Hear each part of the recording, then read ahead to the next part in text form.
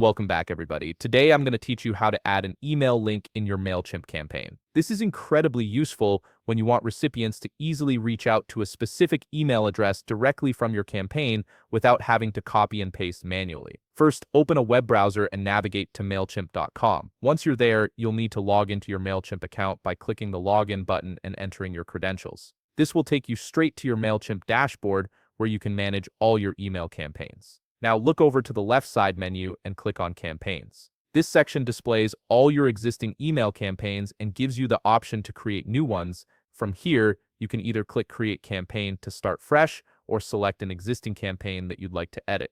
Either option works perfectly depending on your needs. Once you're inside the campaign editor, you'll see your email template laid out in front of you. This is where you'll be adding the email link. Start by clicking to add a text content block at the top of the page. This block will hold the clickable link that your recipients will interact with. In the text block you just added, type the visible link text. For example, you might write email to.